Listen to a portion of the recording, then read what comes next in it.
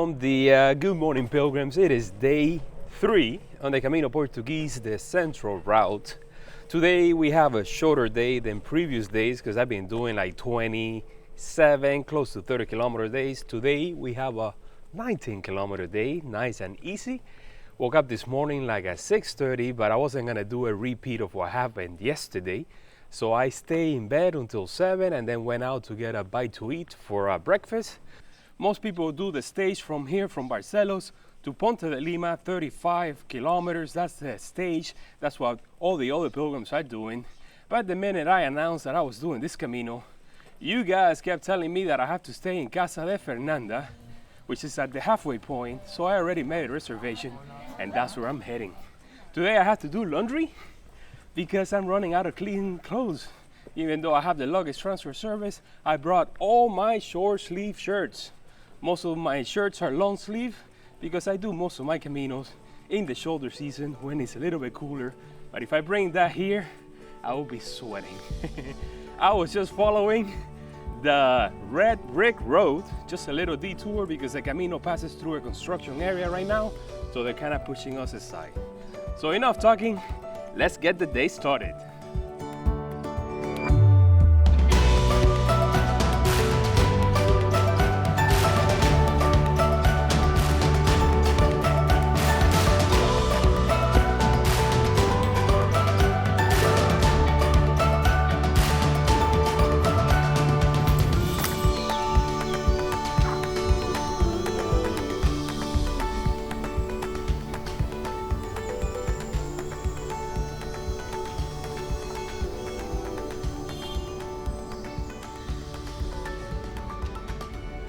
Here I am walking through the suburbs of Barcelos on my way out of town.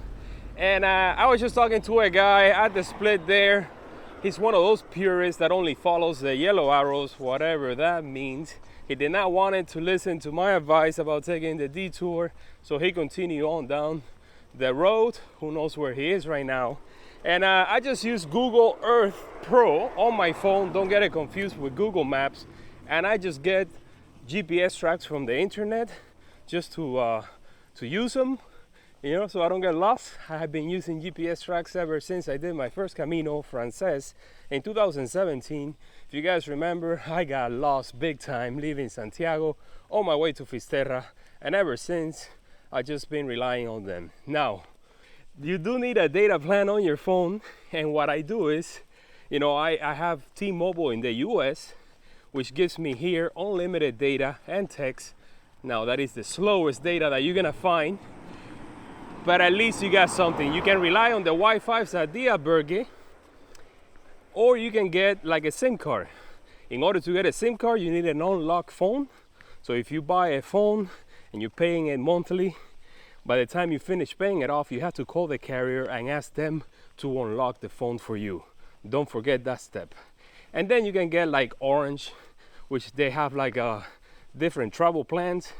I remember on my last Camino, I paid like 25 euros for 15 days, and they gave me 60 gigabytes worth of data, which is more than you need out here.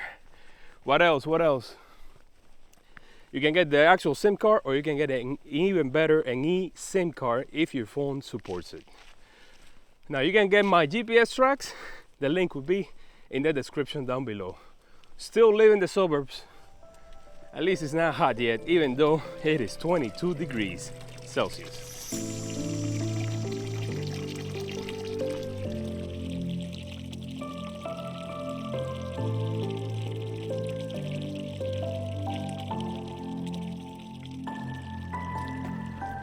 Buen camino.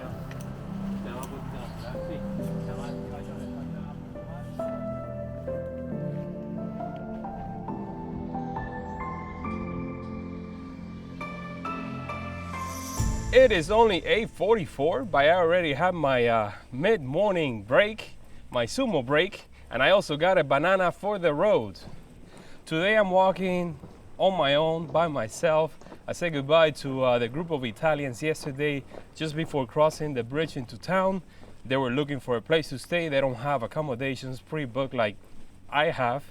So it is like that, you know. I always start my Caminos by myself. except when I'm a guide, of course. And then I meet people along the way. I'm already starting to recognize a bunch of people, especially at the Albergues, and sometimes out in the countryside when I see them pass by. So that's how it goes. That's the way it happens in every single Camino. Sometimes I get to Santiago on my own, but for the majority of the times, I get there with a group of people. Let's go.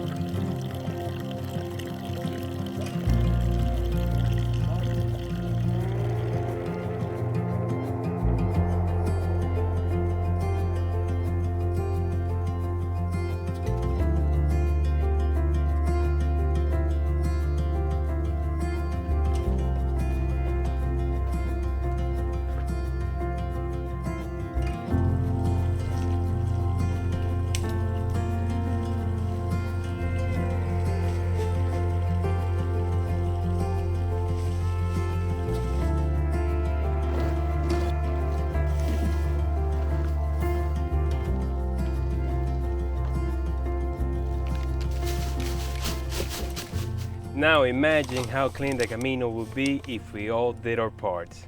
You know what really gets me out here is when they send you on a detour to see a church and the door is always closed. Nothing like the Via Podienses in France, where all the churches, all the little chapels along the way were open. You could go in, see all the stained glass windows, pray if that's what you do, or just enjoy the architecture. What can I say? The donation box is always open. And so is mine, by the way. If you want to leave some trail magic, you know, the link is in the description down below. Just throwing in my plug. Let's continue.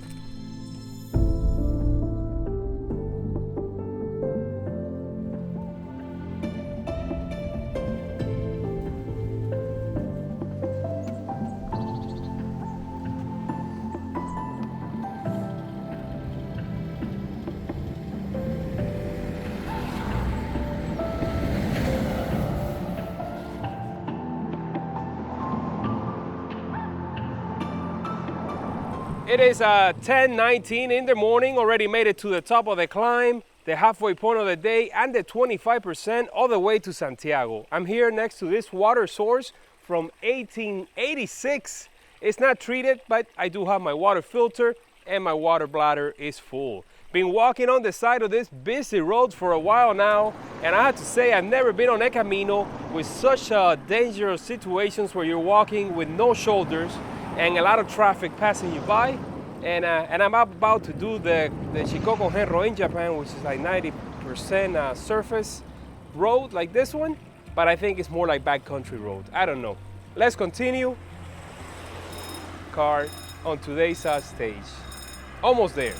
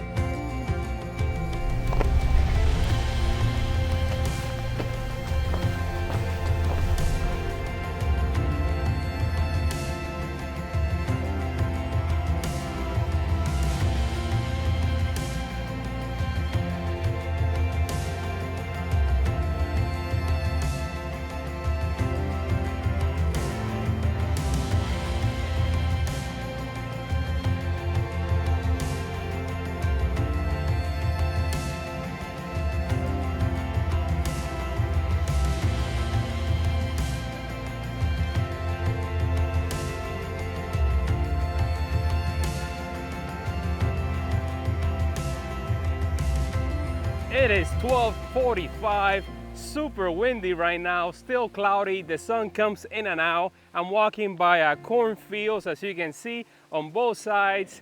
Took a quick break at this bar where I had some coffee, sparkling water, and a pastry. It's almost 1 p.m. and I haven't had lunch. I don't think there's a restaurant from here to Casa Fernanda, which is less than 2 kilometers away. So I'm just gonna go ahead and check in, then explore that little village. Maybe there might be a restaurant by the main road and go ahead and have lunch. Should I do laundry first? I don't know. I'm kind of hungry. I met quite a few pilgrims already that I saw yesterday, just passing me by. And most of them are just staying kind of like me, doing it, breaking the stage in half. We're staying in different hotels and albergues in the area because only a few want to do the 35-kilometer day today. There's a slight chance of rain for tomorrow. So, you know, not too bad. Tomorrow's going to be a 14-kilometer day. So if it's going to rain, that will be the day. After that, it's just going to be hot again. I appreciate this wind so much, you have no idea. Yeah. Ooh. No need for the fan today.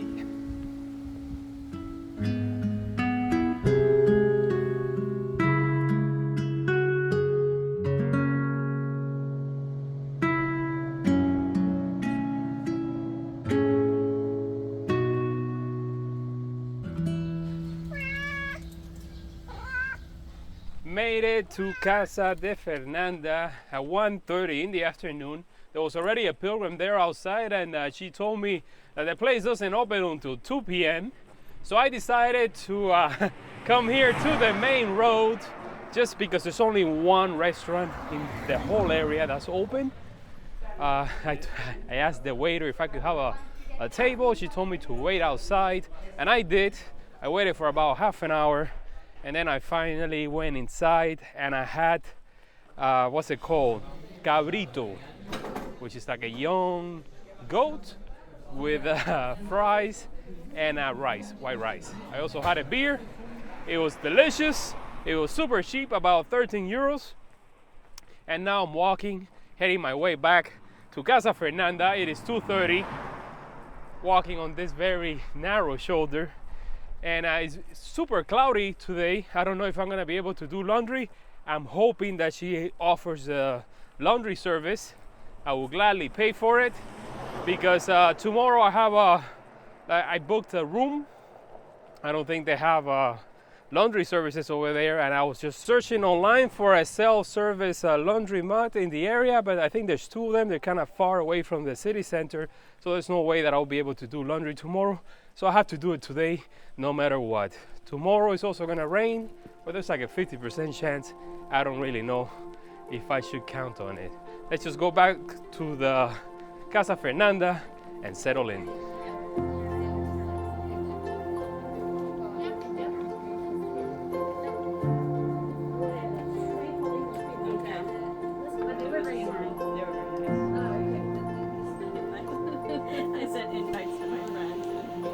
With wax?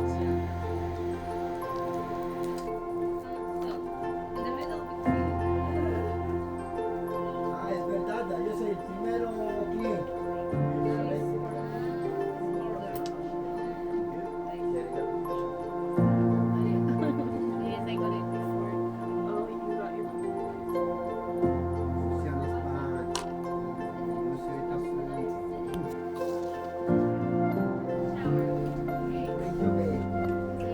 Ty chcesz z kapusią? Well, it was bound to There happen, you go. and it did. We had so much time yesterday here at the albergue that I didn't have time to film the closing. So it is day 4, but I'm doing the pickup for the previous day. We got here to the albergue, or I got here to the albergue, and there was just so many pilgrims, and they kept coming and coming to the point where we kind of overflew the place. There were people yesterday sleeping here on the couch, on the floor. They even set up a tent Just an incredible place with great atmosphere, and the vibe was just incredible. I gave the stamp to everyone that wanted one. I think it was like over 5. And then I also brought my massage gun. I think that would be the gear of the day because they all loved it. They kept passing it around. And you know, since I had the luggage transfer, I just carry it with me everywhere that I go because there's nothing like a good massage at the end of the day. And then we had a communal dinner, big spread, big table, all sitting around. Just a great time. We had so much food that I can't even. We had some potatoes, mushrooms, meat.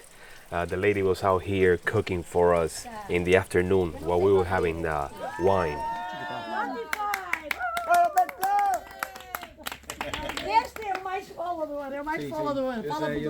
And then the music started. First with the guitar.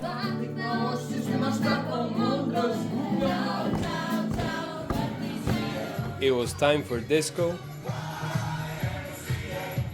And then we moved on to karaoke. I even got to dance some salsa. Just an incredible night. I'm telling you, the best atmosphere that I've seen in almost any albergue that I've been to. This has to be in the top 3, for sure. Then we all kind of crashed in bed, and you know, I have to thank, of course, the trail angel of the day, Janet Reeves. Thank you so much. I guess I'll see you guys tomorrow, or maybe in just a little bit.